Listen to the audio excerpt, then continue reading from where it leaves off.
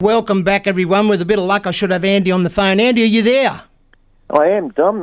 Thanks for having me. Yep. Great to have you on air, mate. Tell me about your CD. I've been playing it for the last 2.5 months here, mate. It's an absolutely monster CD. Oh, thank you. Yeah, really appreciate the airplay. It's doing big things in the charts, isn't it? Blues and Roots charts. I see. Yeah, I launched it in start of September, and it went straight to number 2 in the Australian Blues and Roots chart. So I was really pleased. It sort of, compared to the 2 previous albums, this one really came out of the box really quick. And and it's still in the top 10 after 3 months. So I'm really pleased with that. So I just appreciate all the radio hosts for giving it airplay and supporting it. Yeah, it's fantastic. Let me tell you, Andy, when I pick up new music, I only pick it up if I enjoy it. Because I'm lucky enough, I sponsor my own show and I like great talents. And as soon as I picked up your CD, I played it at home 3 or 4 times. Love the guitar work, mate. Absolutely awesome. You. Absolutely awesome, and I listened to it over and over again. Mate, this is going to be a good album. I noticed even a couple of the earlier albums, Change Your Hat in 2014 still reached number 9, and Mind Time 2015 reached number 3. So you're not a new artist, mate. You've been doing big things for a while.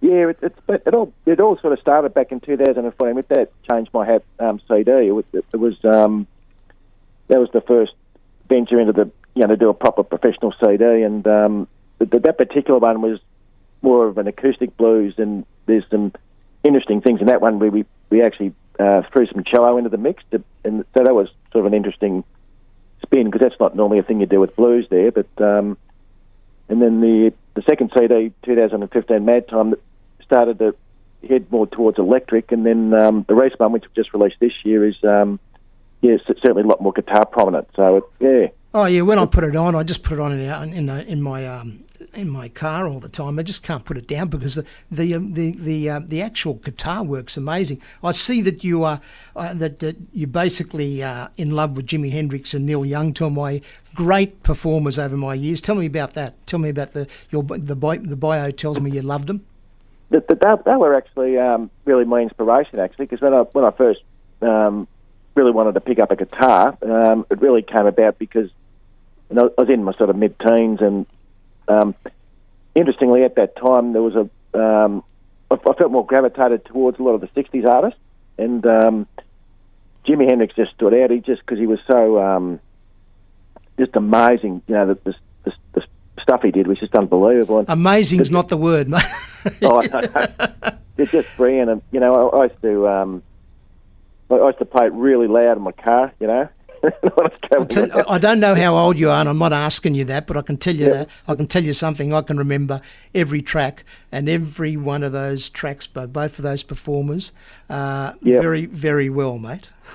and Neil Young, I really, the Harvest album was the first one I listened to, and I picked a good one because that's just an unbelievable album. And Neil Young with his songwriting, he's just got a real...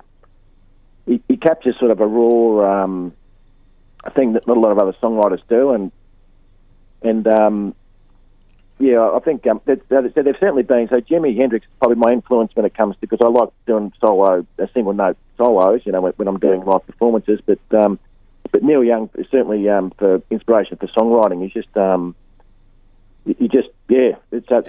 two are. Have you ever heard the Deja Vu album? Crosby, Stills, Nash and Young? Yeah, that's fantastic. That's just as good as Harvest, mate.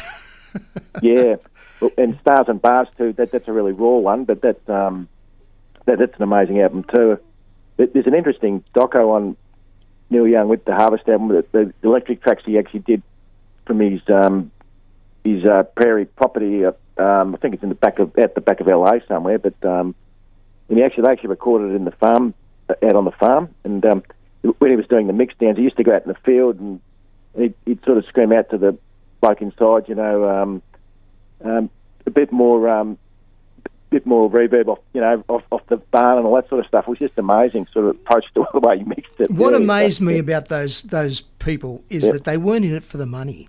They were in it for the actual love of the music, and the money came later. And as you know, most of them didn't sell their lives away. to this day. They just became big because they were just so good.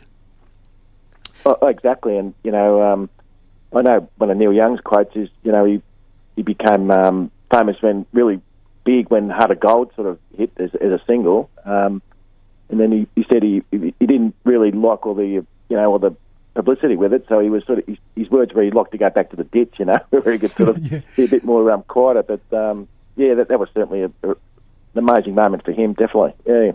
Andy, tell me a little bit about your background. And as I said, you've been around a fair while. It's just that, the unfortunate thing in music, there's so many great talented people out there, and then the ones that are really talented sometimes don't even get their music picked up.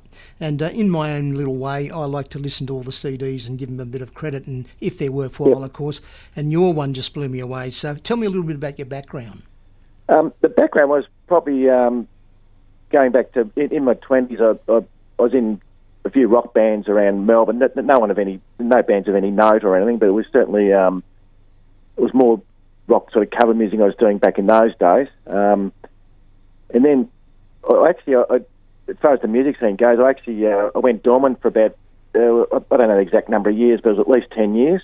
I had a sort of a young family, and I just sort of focused on all that. And then, a couple of mates were sort of just putting together a performance. There's a local little sort of gourmet pub just in a suburb here in eastern Melbourne. And they put together a performance, and I virtually had 2 weeks' notice. And they said, "Look, we heard you used to play," and then that sort of started the whole process again. And then I basically thought from that, I thought, look, if I'm going to do this, I'm going to try and do it my way, because it's.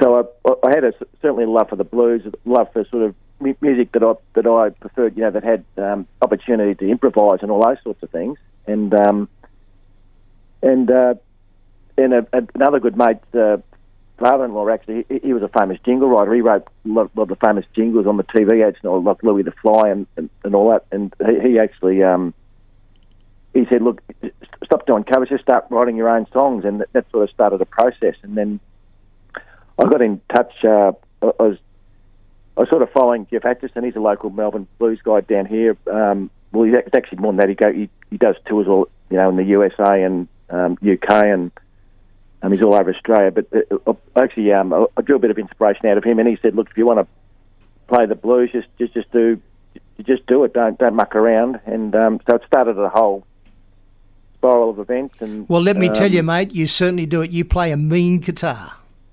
Oh, thank you. I'll tell you what we'll do, Andy. Go on. I'll let you finish first. Yep, no worries, yep. I was going to say you play a mean guitar, but what we will do right now, let's play your number one track at the moment, Mr. Bankman, and then we'll come back, okay? And you can tell me a little bit about the track. This is Andy Layfield and his latest track off his CD, Mr. Bankman. This track is doing big things around Australia.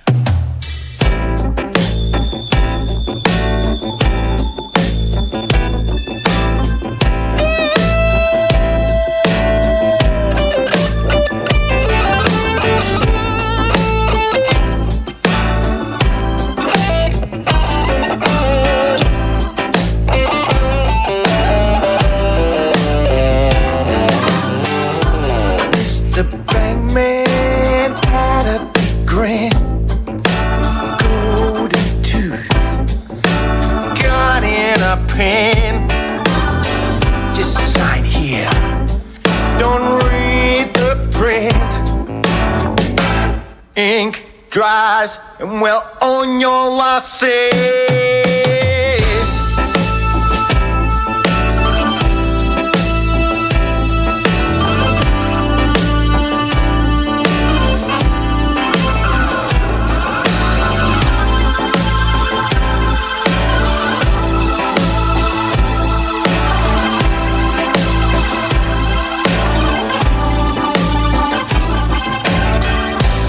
Mr. Bankman had a case. He bought the pots from down in the place.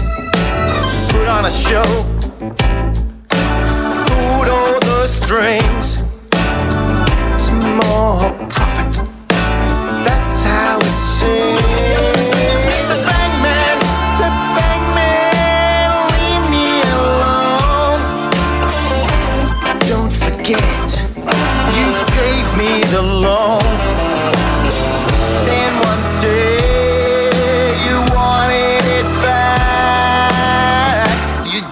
Mr. Monkey, that's on my back.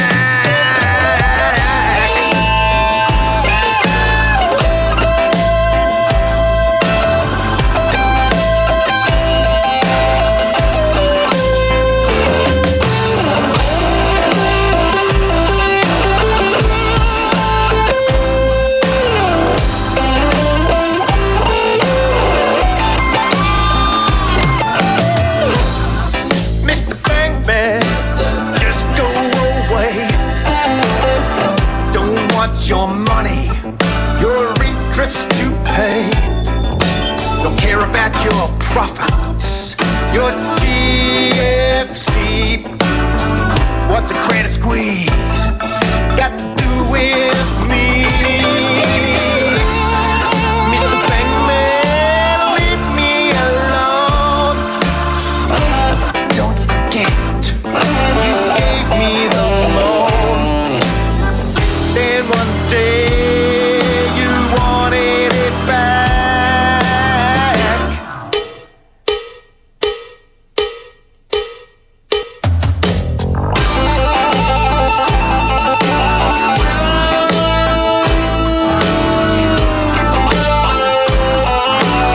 Here it is, track number one off Andy Layfield's album, of course, new EP, On This Road. What a great EP it is. That track is doing big things around Australia, called Mr. Bankman, and it has a great story also.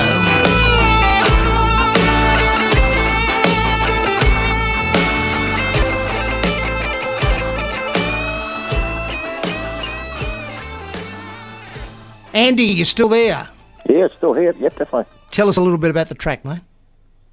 It was actually a recollection of a personal meeting I actually had with some bank officials. I get it. and I'm sure there's many of your listeners out there have probably had similar meetings, and a lot of people I talk to have. And needless to say, the meeting didn't go to plan, and I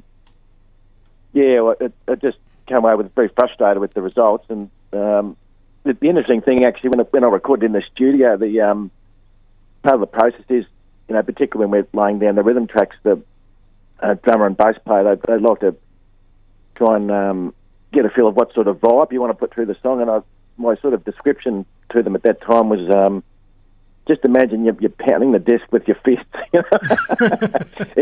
in anger, and that was the sort of vibe. So you can actually hear it. It's got that sort of that sort of vibe to it, with the groove. And yeah, I noticed actually 2 or 3 of your tracks are about struggles and living in the modern world, aren't they? So you're right into that. You've obviously come across some problems or something that it's actually jilted you to do this.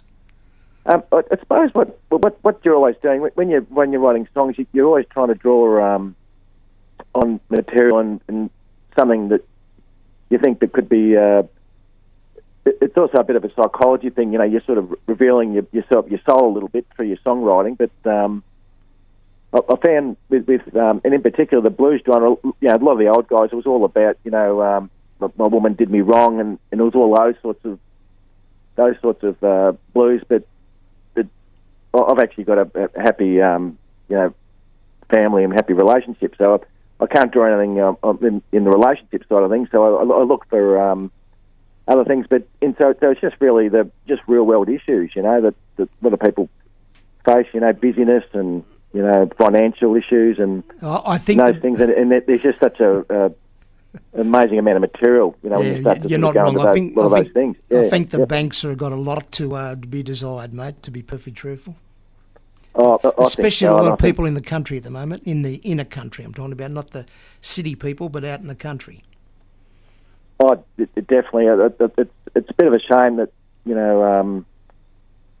large corporations that have so much wield such a big stick these days. The reality is banks were actually originally there to provide a service, to be able to provide money so people could buy things. But it's become all about the shareholders' profits, and things like that. It didn't take long for our side over here to jump onto the bandwagon about lowering taxes for multinationals, did it? Oh my God, It's been released 2 days in America, and we're already at 25% in Australia. They've got to do it here too, mate. That's it. Yeah, yep. But what's next for you, mate? I mean, this thing's doing big things. So, but you got a lot of live gigs happening around the place? The gigs are slowed up a little bit because my live band, a couple of the members are actually sort of, they're not available at the moment. So, but it's going to really start to kick off again from March. So